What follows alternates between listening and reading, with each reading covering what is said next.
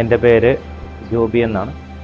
ഞാൻ കൊച്ചി രൂപതയിലെ Kannamaly cent Antony's പള്ളിയിലെ അസിസ്റ്റൻറ്റ് വികാരിയാണ്.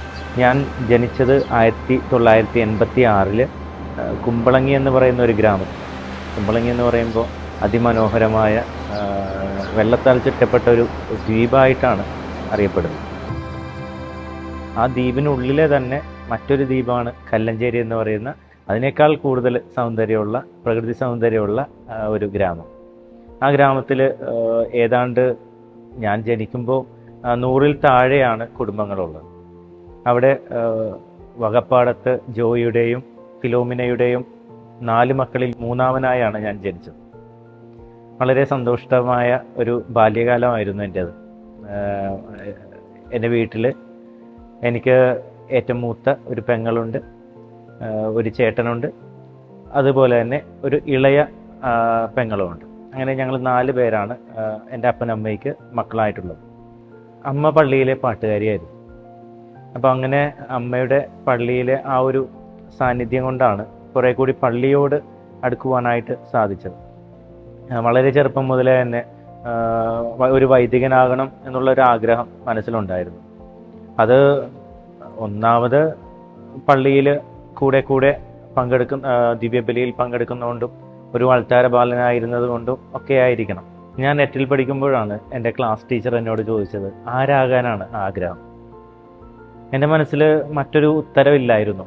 എല്ലാവരും വലിയ വലിയ ഉത്തരങ്ങൾ പറയുമ്പോൾ ഞാൻ അവസാനം എന്നോടാണ് ചോദിച്ചത്. ഞാൻ പറഞ്ഞു, എനിക്കൊരു വൈദികനാകാനാണ് ആഗ്രഹം. ഒരു നിമിഷം ക്ലാസ് ഒന്ന് നിശബ്ദമായി എന്ന് എനിക്ക് തോന്നി. കാരണം അങ്ങനെ ഒരു ഉത്തരം ആരും പ്രതീക്ഷിച്ചില്ല. നീണ്ട വെളുത്ത അങ്കി പോലെയുള്ള ഈ വൈദിക കുപ്പായം അണിയുമ്പോൾ അതിൻ്റെ ഒരു പരിചയമില്ലാത്ത അവസ്ഥ അത് ഒത്തിരി കൂടുതലായിരുന്നു. വെസ്റ്റീഷന് ശേഷമുള്ള ആദ്യത്തെ പള്ളിയിൽ പോക്ക് ഒത്തിരി നാണത്തോടു കൂടിയാണ് ഞാൻ പോയത്. കാരണം ഇത് പരിചിതമല്ല, ഈ വസ്ത്രം എന്ന് പറയുന്നത് പരിചിതമല്ലാത്തൊരു വസ്ത്രമാണ്. അപ്പം അങ്ങനെ പരിചിതമല്ലാത്ത വസ്ത്രത്തിൽ നിന്നും വസ്ത്രം ഉടുത്തുകൊണ്ട് പള്ളിയിലേക്ക് പോയ ആ ഒരു അനുഭവം ഇന്നും എൻ്റെ ഓർമ്മയിലുണ്ട്. അന്ന് മുതൽ പിന്നീട് ഇത് ജീവിതത്തിൻ്റെ ഒരു ഭാഗമാണ്. അന്ന് മുതൽ പിന്നീട് തിയോളജി പഠന കാലഘട്ടം മുഴുവൻ ഈ ഒരു വസ്ത്രത്തിൽ നിന്നുള്ള ഒരു പരിചയക്കുറവിൽ നിന്ന് ഉള്ള ഒരു മാറ്റം കൂടിയായിരുന്നു. കാരണം എല്ലാ ഫങ്ഷൻസും അല്ലെങ്കിൽ എല്ലാ കർമ്മങ്ങളും ഈ ഒരു വസ്ത്രത്തിൻ്റെ ഒരു മേമ്പൊടിയോടുകൂടിയായിരുന്നു. എപ്പോഴും ഞാൻ ചിന്തിക്കുന്ന ഒരു കാര്യം, ഒരു വൈദികനാവണം എന്ന അല്ലെങ്കിൽ ഒരു ആഗ്രഹം പറയുമ്പോൾ ഒരു വൈദിക പരിശീലനം എന്ന് പറയുന്നത് ഒരാളുടെ വ്യക്തിപരമായിട്ടുള്ള ഒരു കാര്യമല്ല. അത് ഒരു സമൂഹത്തിൻ്റെ കൂടി കൂട്ടായിട്ടുള്ള ഒരു പങ്കാളിത്തം ഉണ്ട് അതിൽ. കാരണം ഒരു കുടുംബത്തിൻ്റെതായിട്ടുള്ള ഒരു പ്രാർത്ഥനയും സുഹൃത്തുക്കളുടേതായിട്ടുള്ള പിന്തുണയും ഒക്കെ അതിന് വളരെ സഹായകരമായിട്ടുള്ള ഒരു കാര്യമാണ്. അങ്ങനെയുള്ള ഒരു നല്ല പിന്തുണ ലഭിക്കുമ്പോഴാണ് ഒരു വൈദികൻ ഒരു പരിശീലന ഘട്ടത്തിലൂടെ കടന്നു വരുന്നത് എന്ന് മനസ്സിലാക്കാനായിട്ട് സാധിക്കും. അപ്പം അങ്ങനെ എനിക്ക് കിട്ടിയ ആ നല്ല പിന്തുണ ഉള്ളത് കൊണ്ടാണ് എനിക്ക് 2014 ഡിസംബർ 29 ഒരു വൈദികനായിട്ട് തീരാനായിട്ട് സാധിച്ചത്.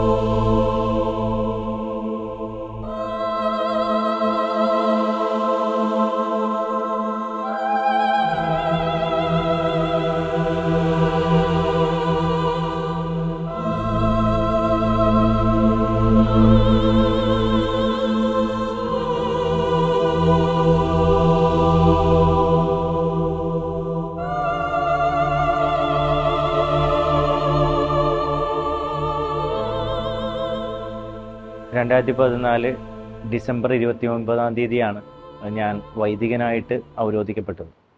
ആ ദിവസത്തെക്കുറിച്ച് ഓർക്കുമ്പോൾ തീർച്ചയായിട്ടും ഒത്തിരി ടെൻഷൻ അനുഭവിച്ച ഒരു ദിവസമായിട്ട് അതിൻ്റെ തലേദിവസം ഞാൻ ഓർക്കുകയാണ്, 2014 ഡിസംബർ 28 കാരണം പിറ്റേ ദിവസം ഒരു വൈദികനായിട്ട് അവരോധിക്കപ്പെട്ടു. വിശുദ്ധ തൈലം കൈകളിൽ പൂശപ്പെട്ട് കഴിഞ്ഞാൽ പിന്നീട് ഒരു തിരിച്ചുപോക്കില്ല. അപ്പോൾ അതുകൊണ്ട് തന്നെ ഇതാണോ എൻ്റെ ജീവിത വിളി എന്ന് ഒന്നുകൂടി ഉറപ്പിക്കണം. കാരണം 13 വർഷത്തെ പഠനം അതിനുള്ള കാലഘട്ടമാണ്. എന്നിരുന്നാലും ഇതൊരു തെറ്റായ തീരുമാനമാണെങ്കിൽ പിന്നീട് ഒരു തിരിച്ചു പോവില്ല എന്നുള്ള ആ ഒരു ബോധ്യം എന്നെ ഒത്തിരി സങ്കടത്തിലാക്കി. കാരണം അതൊരു വലിയൊരു പരീക്ഷണത്തിൻ്റെ ഒരു സമയമാണ്.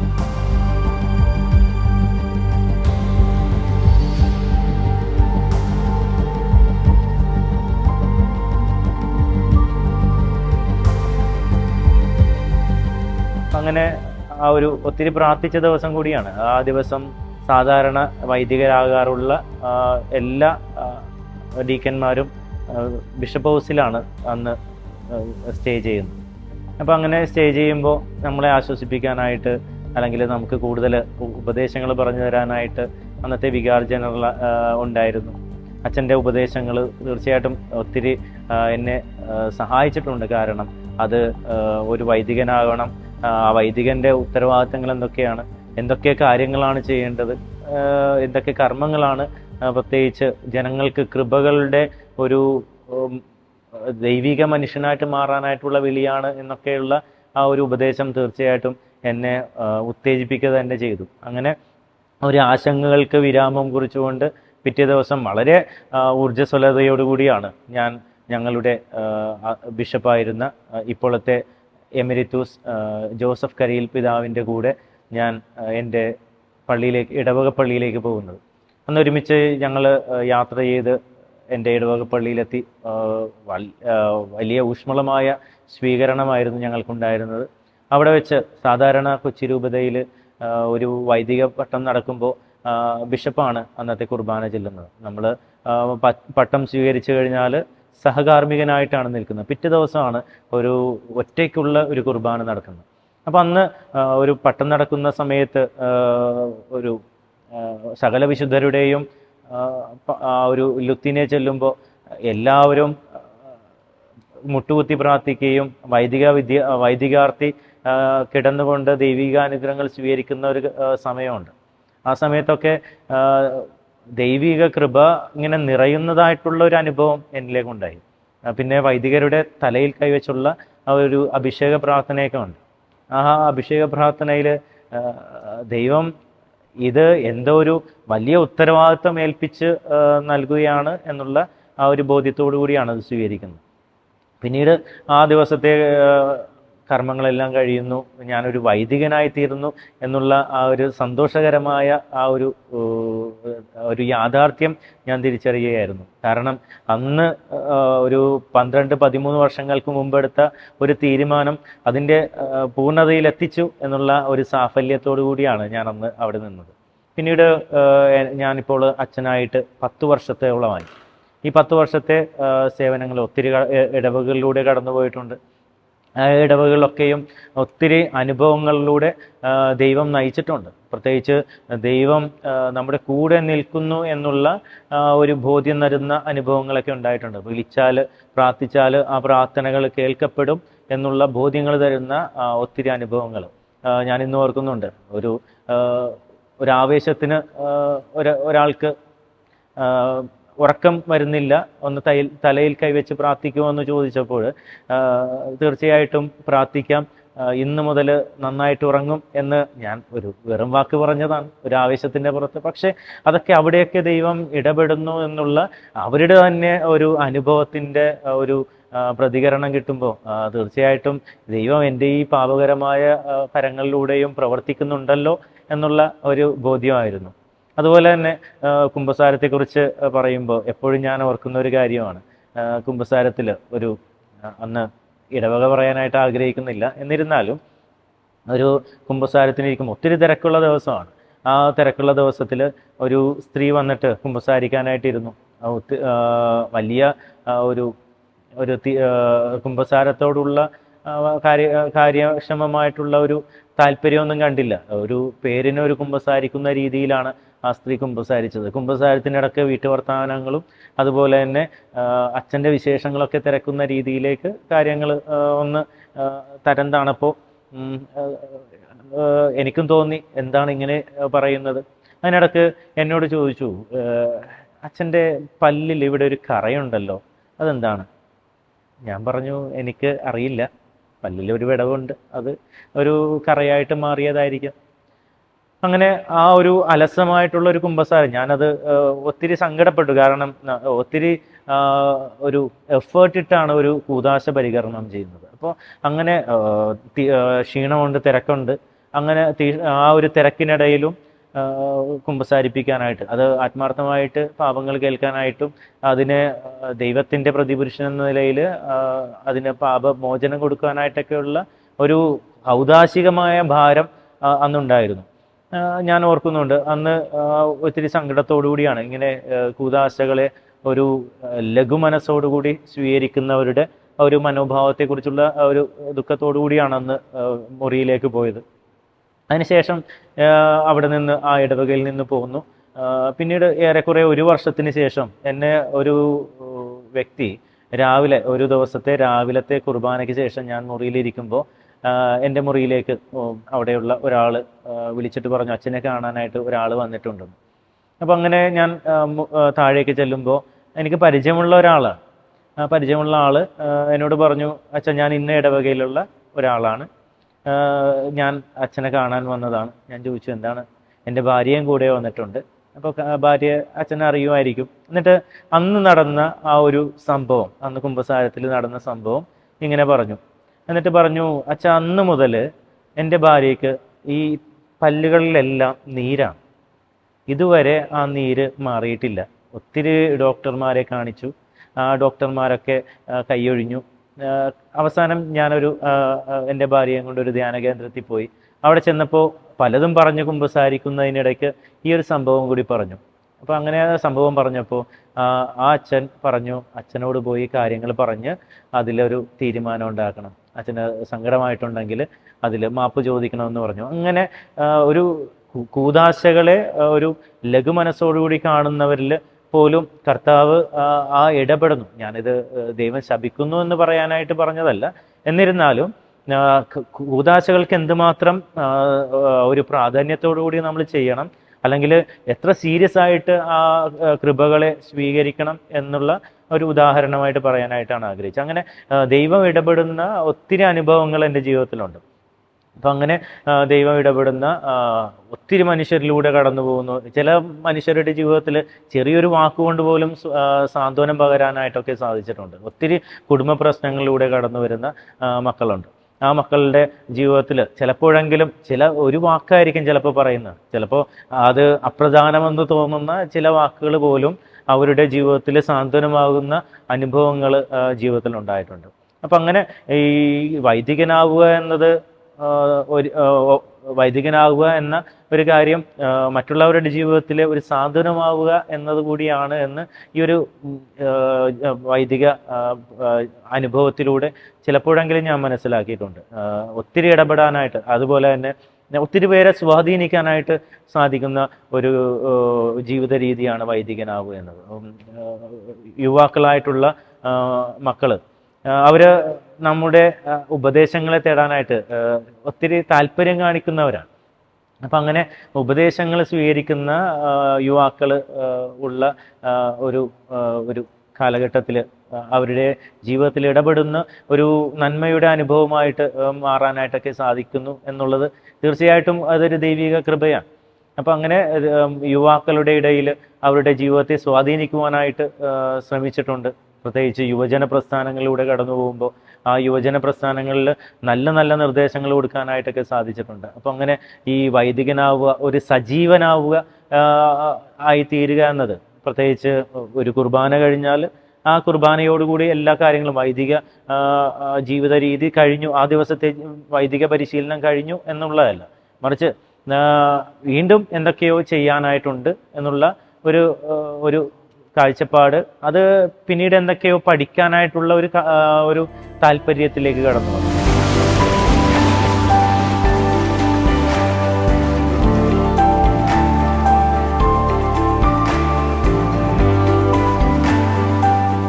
ഞാനൊരു നിയമ വിദ്യാർത്ഥി അല്ലെങ്കിൽ ഒരു അഭിഭാഷകനാകണം എന്നുള്ള ആഗ്രഹം വരുന്നത് വൈദികനായതിൻ്റെ 3-ാമത്തെ വർഷം. ആ 3-ാമത്തെ വർഷത്തിൽ എന്തെങ്കിലുമൊക്കെ ചെയ്യണം. കുർബാനയിൽ അല്ലെങ്കിൽ കൂദാശകൾ മാത്രം പരികർമ്മം ചെയ്താൽ പോരാ, ഇതിനൊരു സാമൂഹിക മാനം കൂടിയുണ്ട് എന്നുള്ള ആ ഒരു ബോധ്യത്തോടു കൂടിയാണ് പിന്നീട് ഈ അഭിഭാഷക വൃത്തിയിലേക്ക് നിയമം പഠിക്കാനായിട്ട് ഉള്ള ഒരു തോന്നലിലേക്ക് എത്തുന്നത്. എന്തുകൊണ്ടാണ് ഈ നിയമം എടുത്തതെന്ന് ചോദിച്ചാൽ, നിയമം അറിഞ്ഞാൽ ഒത്തിരി സാധ്യതകളുണ്ട് എന്നുള്ള ഒരു തിരിച്ചറിവുണ്ടായി. കാരണം ഒത്തിരി പേരെ സഹായിക്കാം, നിയമം അറിയാത്തവരെ നിയമം പറയാം, നിയമം പഠിപ്പിച്ചു കൊടുക്കാം, അതുപോലെ തന്നെ നിയമപരമായിട്ടുള്ള ഒത്തിരി സഹായങ്ങൾ ചെയ്യാം എന്നുള്ള ആ ഒരു തോന്നൽ എൻ്റെ മനസ്സിലുണ്ടായതുകൊണ്ട് ഞാൻ എൻ്റെ ബിഷപ്പിനെ കണ്ട് അനുവാദം ചോദിച്ചു. ബിഷപ്പ് മറുത്തൊരു എതിരഭിപ്രായം പറഞ്ഞില്ല. കാരണം എന്തെങ്കിലുമൊക്കെ പഠിക്കണം, എന്തെങ്കിലുമൊക്കെ എക്സ്ട്രാ ആയിട്ട് ചെയ്യണം എന്നുള്ള ഒരു അഭിപ്രായക്കാരനായിരുന്നു എൻ്റെ പിതാവും. അങ്ങനെ പിതാവിൻ്റെ അനുവാദത്തോടു കൂടി ഞാൻ എൻട്രൻസ് എക്സാം എഴുതി, അതിൽ പാസ്സായി. എറണാകുളം ലോ കോളേജിൽ അഡ്മിഷൻ കിട്ടി. എനിക്ക് തോന്നുന്നു അഡ്മിഷൻ കിട്ടാനായിട്ട് അത്യാവശ്യം പ്രയാസമുള്ള ഒരു എറണാകുളം ലോ കോളേജിൽ അഡ്മിഷൻ കിട്ടിയെന്ന് പറയുന്നത് പോലും ഞാൻ എൻ്റെ ഒരു ദൈവിക കൃപയുടെ, ദൈവിക പദ്ധതിയുടെ ഭാഗമായിട്ട് കാണുന്നു. കാരണം ഞാൻ അത്രയും ഒരു ബൗദ്ധികമായിട്ടുള്ള, ബുദ്ധിപരമായിട്ടുള്ള കഴിവ് കൂടിയ ഒരു വ്യക്തിയല്ല. കേരളത്തിലെ ഒരു 3000-ഓളം പേരെഴുതുന്ന ഒരു എൻട്രൻസ് എക്സാമിന്, അതും ഒരു നല്ല ഒരു കോളേജിൽ കിട്ടുക എന്നത് എളുപ്പമുള്ള കാര്യമല്ല. അപ്പോൾ ആ ഒരു ദൈവിക പദ്ധതിയുടെ ഭാഗമായിട്ട് തന്നെയാണ് ഇവിടെ എറണാകുളം ലോ കോളേജിൽ അഡ്മിഷൻ കിട്ടിയത് എന്ന് ഞാൻ മനസ്സിലാക്കിക്കൊണ്ട് അത് പിന്നെ ഇത് എൻ്റെ വിളി ഇതുകൂടിയാണ് എന്ന് ഞാൻ തിരിച്ചറിഞ്ഞു. അങ്ങനെ ലോ കോളേജ് ചേർന്നു. ലോ കോളേജിലെ ഒത്തിരി നല്ല അനുഭവങ്ങൾ ഉണ്ടായിട്ടുണ്ട്. പ്രത്യേകിച്ച് ഒത്തിരി ചലഞ്ചിങ് ആയിട്ടുള്ള ഒരു മേഖലയാണ് ഈ ലോ കോളേജും നിയമപരമായിട്ടുള്ള പഠനവും ഒക്കെ. കാരണം ഒരു വൈദികൻ എന്തുകൊണ്ട് നിയമം പഠിക്കണം എന്ന് ചോദിച്ചാൽ ഉത്തരമില്ല. കാരണം നിയമം പഠിക്കാനായിട്ട്, നിയമം അറിയാനായിട്ട് മറ്റ് മേഖലകളിലുള്ള വിദ്യാർത്ഥികളുള്ളപ്പോൾ, അത് കൈകാര്യം ചെയ്യാനായിട്ട് പ്രൊഫഷണലായിട്ട് കഴിവുകളുള്ളവരുള്ളപ്പോൾ എന്തിനാണ് ഒരു വൈദികൻ ഈ ഒരു മേഖല തിരഞ്ഞെടുക്കുന്നത്? പ്രത്യേകിച്ച് കള്ളം പറയേണ്ട ആവശ്യം ഉള്ള ഒരു മേഖലയാണ് ഈ അഭിഭാഷക വൃത്തി എന്നുള്ള ആ ഒരു ചോദ്യം ഉയർന്നത് കൊണ്ട് തന്നെ ഒത്തിരി തവണ ഈ ഒരു ഉത്തരം പറയാനായിട്ടുള്ള ബുദ്ധിമുട്ട് അനുഭവിച്ച നിമിഷങ്ങളുണ്ട്.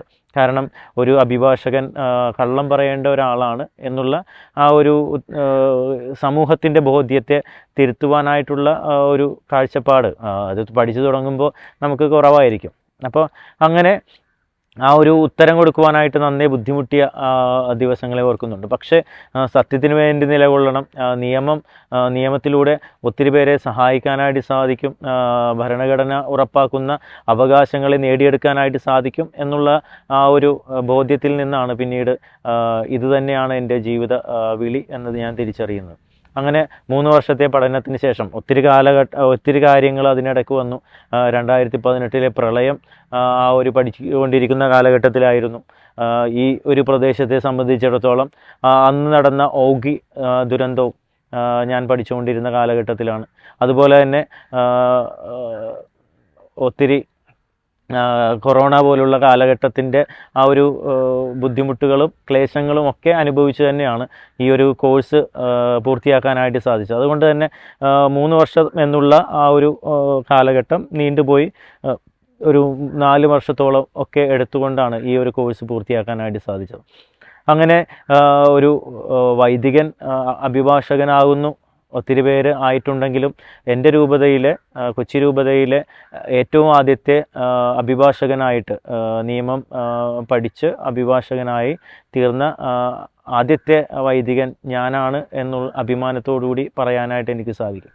അപ്പോൾ അങ്ങനെ ഒരു അഭിഭാഷകനായി ആദ്യം ചെയ്യുന്ന എൻ്റെ പ്രവൃത്തിപഥം എന്ന് പറയുന്നത് കൊച്ചിയിലെ കോടതി പരിസരങ്ങളാണ്. അവിടെ ഒരു സീനിയറിൻ്റെ കൂടെ സിവിൽ കേസുകളാണ് ആദ്യമായിട്ട് എടുത്ത് പരിശീലനം ആരംഭിക്കുന്നത്. സിവിൽ കേസുകൾ അറിയാം, ഒത്തിരി ഈ വസ്തുപരമായിട്ടുള്ള കാര്യങ്ങളിൽ തർക്കം നേരിടുമ്പോൾ അതിനെ കോടതിയിൽ വന്ന് അതിന് പരിഹാരം തേടുന്ന ഒരു നീതിന്യായ വ്യവസ്ഥയാണ് സിവിൽ കോടതികൾ. അപ്പോൾ അങ്ങനെ സിവിൽ കോടതികളിൽ വരുന്ന കേസുകളിൽ അപ്പിയർ ചെയ്യാനായിട്ടും അതിനുവേണ്ട കാര്യങ്ങളൊക്കെ പഠിക്കാനായിട്ടും സിവിൽ പ്രൊസീജിയർ കോഡ് പഠിക്കാനായിട്ടൊക്കെ സാധ്യതയുണ്ടായി. തീർച്ചയായിട്ടും പള്ളി അല്ലെങ്കിൽ സഭയുമായിട്ട് ബന്ധപ്പെട്ട കാര്യങ്ങൾ നോക്കുകയാണെങ്കിൽ സിവിൽ കേസുകൾക്കാണ് കൂടുതൽ സാധ്യത. എന്നിരുന്നാലും ഇവിടെ കൊച്ചിയിലെ പരിമിതമായ ഒരു പരിസരം മാത്രമല്ല, ഒരു വിശാലമായിട്ടുള്ള കേരളത്തിൻ്റെ മൊത്തം കാര്യങ്ങളെ ഉൾക്കൊള്ളുന്ന അതിൻ്റെ മുതിർന്ന കാര്യാലയമായ ഹൈക്കോടതിയിലേക്ക് പോകണം, അവിടെ പരിശീലനം ചെയ്യണം എന്നുള്ള ആഗ്രഹം കൊണ്ട് തന്നെ ഒരു 2 വർഷത്തെ പരിശീലനത്തിന് ശേഷം ഹൈക്കോടതിയിലേക്ക് പ്രാക്ടീസ് മാറ്റുകയും അവിടെ ഒരു സീനിയറിൻ്റെ കീഴിൽ പരിശീലനം ആരംഭിക്കുകയും ചെയ്തു. അവിടെയും സിവിൽ കേസുകളാണ് ചെയ്യേണ്ടി വരിക എന്നുള്ള ആ ഒരു തോന്നലിൽ എന്നാൽ സിവിൽ കേസുകൾ മാത്രം പോരാ, ക്രിമിനൽ കേസുകളും പരിശീലിക്കണം. അവിടെയാണ് കുറേ കൂടിയൊക്കെ നീതി നടപ്പാക്കാനായിട്ട് സാധിക്കുക, കുറേ കൂടിയൊക്കെ എൻ്റെ പ്രവർത്തന പദം കുറച്ചുകൂടി തെളിവോടുകൂടി ചെയ്യാനായിട്ട് സാധിക്കുക എന്നുള്ള ബോധ്യത്തോടു കൂടി ക്രിമിനൽ കേസുകളും ചെയ്യാനായിട്ട് ആരംഭിച്ചു. ഒരു വൈദികൻ ക്രിമിനൽ പശ്ചാത്തലമുള്ള കേസുകൾ കൈകാര്യം ചെയ്യുമ്പോൾ ധാർമ്മികമായിട്ടുള്ള ഒത്തിരി ചോദ്യങ്ങൾ വരാനായിട്ടുള്ള സാധ്യതയുണ്ട്. അപ്പോൾ ആ ധാർമ്മികമായിട്ടുള്ള ചോദ്യങ്ങൾ തീർച്ചയായിട്ടും ആദ്യമേ പറഞ്ഞതുപോലെ കള്ളം പറയേണ്ടി വരുമോ, അല്ലെങ്കിൽ ഏതെങ്കിലും ഒരു കുറ്റവാളിക്ക് വേണ്ടി നിൽക്കേണ്ടി വരുമോ, കുറ്റം ചെയ്ത ആളെ ന്യായീകരിക്കേണ്ടി വരുമോ എന്നുള്ള ചോദ്യങ്ങളൊക്കെയാണ്. പക്ഷേ അപ്പോഴും ഒരു പേഴ്സണൽ ചോയ്സ്, ഈ കുറ്റം ചെയ്തവർക്ക് അനുകൂലമായിട്ടുള്ള കേസുകൾ വന്നാൽ തിരഞ്ഞെടുക്കാതിരിക്കാനായിട്ടും, അതുപോലെ തന്നെ കുറ്റം ചെയ്യാത്തവർക്ക് വേണ്ടി അവർക്ക് അവരുടെ നീതി സംരക്ഷിക്കാനായിട്ടൊക്കെയുള്ള അവസരങ്ങൾ ഒട്ടനവധിയാണ്. അപ്പം അങ്ങനെയുള്ള കാര്യങ്ങളൊക്കെ ഉള്ളതുകൊണ്ട് ക്രിമിനൽ പശ്ചാത്തലമുള്ള കേസുകൾ കൈകാര്യം ചെയ്യണം എന്നുള്ള ആഗ്രഹം ഉൾക്കൊണ്ടുകൊണ്ട് ഞാൻ ഒരു ക്രിമിനൽ പ്രാക്ടീസ് ചെയ്യുന്ന സീനിയറിൻ്റെ ജൂനിയറായിട്ട് പ്രാക്ടീസ് ചെയ്യാൻ തുടങ്ങി. അപ്പോൾ അങ്ങനെയുള്ള അതുമാത്രമല്ല, ഫാമിലി കേസുകളും ഒത്തിരി നമ്മുടെ കത്തോലിക്ക പാരമ്പര്യമുള്ള വിശ്വാസികളിൽ ഫാമിലിപരമായിട്ടുള്ള കേസുകളും ഒത്തിരി അനവധിയാണ്. ഡിവോഴ്സ് പോലുള്ള പ്രശ്നങ്ങളും നമ്മുടെ കത്തോലിക്ക കുടുംബങ്ങളെ മാത്രമല്ല, കേരളം മൊത്തം എടുത്തു നോക്കിയാൽ എറണാകുളം ഫാമിലി കോടതിയിൽ മാത്രം കുന്നുകൂടി കിടക്കുന്ന കേസുകൾ കാണുമ്പോൾ കേരളത്തിൽ എന്തുമാത്രം അതിൻ്റെ എണ്ണം വർദ്ധിക്കാം എന്നുള്ള ഒരു സാഹചര്യം കൂടി നമ്മൾ ഓർക്കണം. ഫാമിലി പ്രോബ്ലവുമായിട്ട് വരുന്നവർ എന്നോട് സംസാരിക്കാറുണ്ട്. അവരെ പരമാവധി നമുക്ക് ഒത്തൊരുമിപ്പിച്ച് പോകാനായിട്ട്, നിസാരമായ കാര്യങ്ങൾ പ്രശ്നങ്ങളുടെ പേരിൽ വരുന്നവരെ ഒരുമിപ്പിച്ച് മുന്നോട്ട് കൊണ്ടുപോകാനായിട്ടുള്ള അനുഭവങ്ങളൊക്കെ ഉണ്ടായിട്ടുണ്ട്. ഇപ്പോൾ ഡിവോഴ്സ് എന്ന് പറഞ്ഞ് വരുന്നവരെ ഡിവോഴ്സ് അല്ല, നിങ്ങൾക്ക് ഒന്നിച്ചു പോകാനായിട്ട് സാധിക്കും എന്ന് പറഞ്ഞ് മനസ്സിലാക്കി വിടുന്ന ഒരു അനുഭവം പ്രത്യേകിച്ച് എൻ്റെ ജീവിതത്തിൽ ഉണ്ടായിട്ടുണ്ട്. അവർ സന്തോഷത്തോടു കൂടി ഇന്ന് ജീവിക്കുന്നു. അപ്പോൾ അങ്ങനെയും ഒത്തിരി കുടുംബങ്ങളെ സഹായിക്കുവാനായിട്ട് ഈ ഒരു മേഖല എന്നെ സഹായിക്കുന്നുണ്ട്. അതുപോലെ തന്നെ ക്രിമിനൽ പശ്ചാത്തലമുള്ള ആളുകൾക്ക് അവരെ ഒറ്റപ്പെടുത്തണമെന്നല്ല സഭ ആവശ്യപ്പെടുന്നത്. പാപത്തെ വെറുക്കാനായിട്ടും പാപികളെ സ്നേഹിക്കാനായിട്ടുമാണ് സഭ, അല്ലെങ്കിൽ കത്തോലിക്ക സഭയും ക്രിസ്തുവും നമ്മളെ ബോധ്യപ്പെടുത്തുന്നത്. അപ്പോൾ പാപികളെ സ്നേഹിക്കുവാനായിട്ട് കടന്നു വന്ന ക്രിസ്തുവിൻ്റെ അനുയായി എന്ന നിലയിൽ പാപിയെ പിന്തിരിപ്പിക്കാനായിട്ടുള്ള ഒരു ഉത്തരവാദിത്വം കൂടി എന്നിൽ നിക്ഷിപ്തമാണ്. അപ്പോൾ അങ്ങനെ വരുന്നവരെ വീണ്ടും ആ തെറ്റിലേക്ക് വിടാതിരിക്കുവാനായിട്ട് കൂടി എൻ്റെ ഭാഗത്തു നിന്നുള്ള ഒരു ചെറിയ പ്രവർത്തനം അത് ഞാൻ പരിശ്രമിക്കുന്നുണ്ട്. അപ്പോൾ അങ്ങനെ തെറ്റിലേക്ക് പോകാതിരിക്കാനോ, ക്രിമിനൽ പശ്ചാത്തലമുള്ള വ്യക്തികളെ ആ തെറ്റുകളിലേക്ക് വീണ്ടും പോകാതിരിക്കുവാനായിട്ട് ചില ഉപദേശങ്ങളും അങ്ങനെയുള്ള ആളുകൾ വന്ന് സംസാരിക്കുന്ന ചില അനുഭവങ്ങളൊക്കെ ഉണ്ടായിട്ടുണ്ട്. അപ്പോൾ അങ്ങനെ ഈ ഒരു മേഖല ഒരു സുവിശേഷ പ്രവർത്തനത്തിൻ്റെ ഭാഗമായിട്ട് കൂടി മുന്നോട്ട് കൊണ്ടുപോകാനായിട്ട് എനിക്ക് സാധിക്കുന്നുണ്ട് എന്നുള്ളതാണ് ഒരു യാഥാർത്ഥ്യം. അപ്പോൾ ഇത് ദൈവം എന്നെ ഈ ഒരു ദൈവവിളിയിലേക്ക്, വൈദികൻ എന്ന ദൈവവിളിയിലേക്ക് വിളിച്ചു. അതിൽ നിന്ന് പ്രത്യേകമായിട്ട് ഈ ഒരു അഭിഭാഷകൻ എന്ന ആ ഒരു ഉത്തരവാദിത്വം കൂടി ഏൽപ്പിച്ചിരിക്കുന്നു. തീർച്ചയായിട്ടും കത്തോലിക്ക കുടുംബങ്ങളിൽ കടന്നു വരുന്ന പ്രശ്നങ്ങളെ അഭിസംബോധന ചെയ്യാനായിട്ടും അതിന് പരിഹാരം കണ്ടെത്തുവാനായിട്ടും ദൈവം എനിക്ക് ശക്തി തരണമേ എന്നുള്ള ഒരു പ്രാർത്ഥനയാണ് നിരന്തരമായിട്ട് ഞാൻ ദൈവസന്നിധിയിൽ അർപ്പിക്കുന്നത്.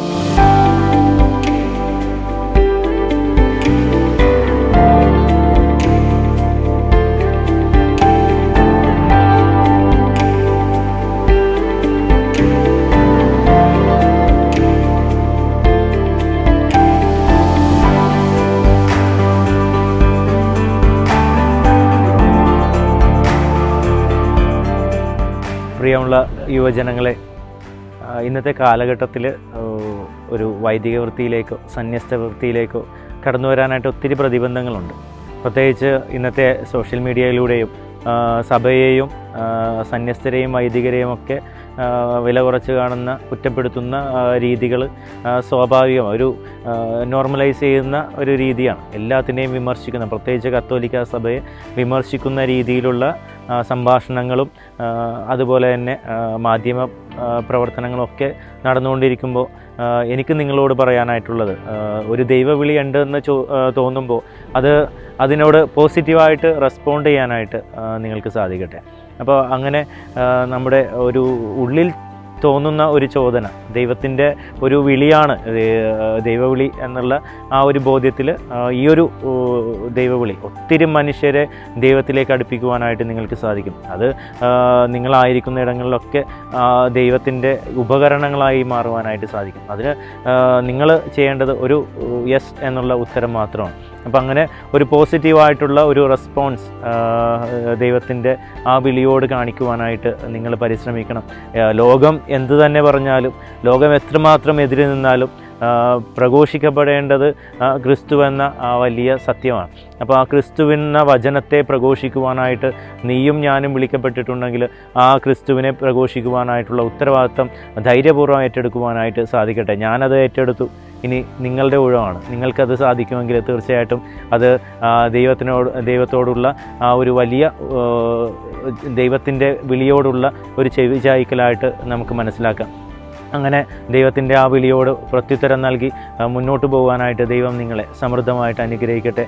യുവജനങ്ങളെ, നിങ്ങളാണ് അടുത്ത ഭാവി തലമുറ. നിങ്ങളുടെ കയ്യിലാണ് ക്രിസ്തു എന്ന ആ സുവിശേഷം പ്രഘോഷിക്കപ്പെടേണ്ടതിൻ്റെ ഒരു ബാറ്റൺ കൈമാറിയിരിക്കുന്നത്. അപ്പോൾ നിങ്ങൾക്ക് ഏറ്റവും നന്നായിട്ട് ക്രിസ്തുവിനെ പ്രഘോഷിക്കുവാനായിട്ട് ദൈവം അനുഗ്രഹം തരട്ടെ എന്ന് പ്രാർത്ഥിക്കുകയും ആശംസിക്കുകയും ചെയ്യുന്നു. ഈശോ മിശിഹായ്ക്ക് സ്തുതിയായിരിക്കട്ടെ.